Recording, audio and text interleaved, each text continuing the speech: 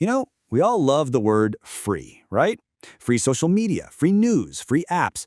It's probably the most tempting word in our digital lives. But today, we're going to pull back the curtain on that very tempting offer. So, that leads us to a really direct question. What is the actual price we pay for all these things we get for free?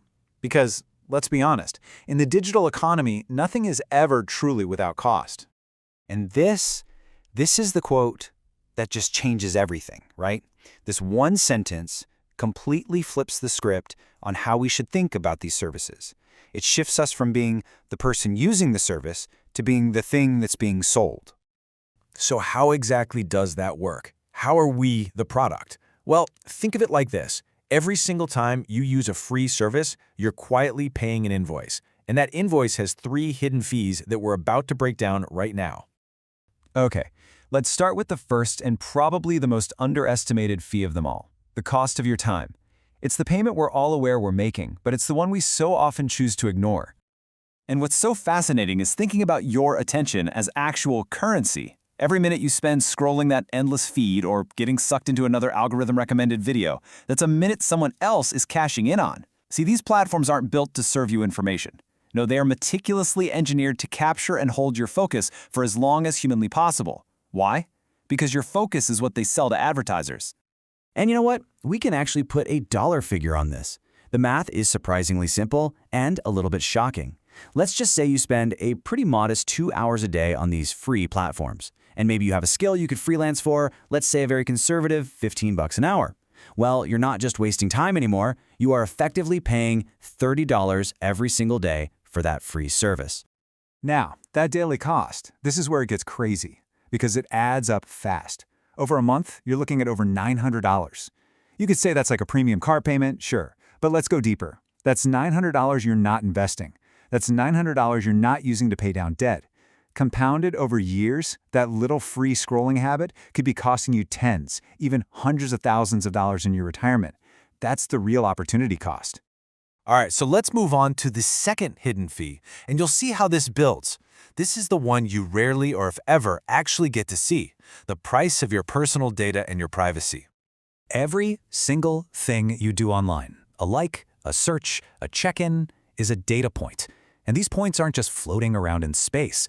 They are collected, they are bundled up, and they are sold, creating this startlingly detailed profile that can predict everything from your next purchase to your credit risk, right down to your political leanings. It's literally a digital blueprint of you.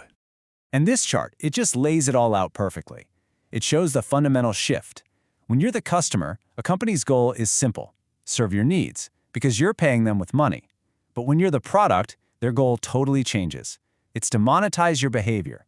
Suddenly, their goals are no longer the priority. Their profit is. And the currency you pay with is your data.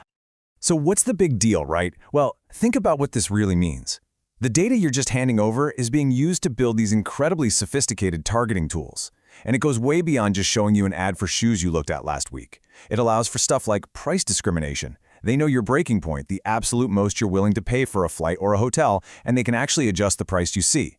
So you are literally funding the weapons used against your own wallet. All right, now for the third cost. And honestly, this one might be the most insidious of them all, because it operates completely under the surface. This is the hidden emotional toll these free services can take on our well-being and on our financial discipline. Think about it. Free platforms are optimized for engagement. And what drives engagement better than anything else? Strong emotions. So you're scrolling. You see your friend's perfectly curated vacation photo, and you feel that little pang of envy. The algorithm sees that emotional spike, and what happens moments later? You see a targeted ad for a weekend getaway. It doesn't even feel like an ad. It feels like a solution. This cycle of exposure, emotional trigger, and impulsive spending, it's all by design. It's a quick fix that just chips away at your real financial goals. Okay, so that's a lot of doom and gloom, I know. It's a pretty compelling case against free. But what do we do about it? How do we reclaim control? Well, the good news is there is a clear counter-strategy.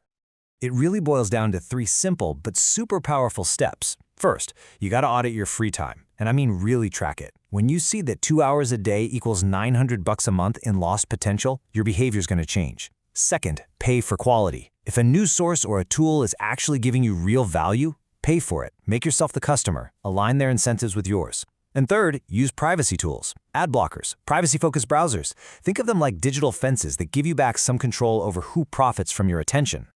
At the end of the day, it all comes back to this one simple truth. Your time is the only resource you can never, ever get more of. It is the one asset you can truly invest to grow your money and improve your life. By recognizing the true cost of free, you can start being a little more frugal with your attention, start protecting your data, and start directing your resources toward what really matters, your own financial future.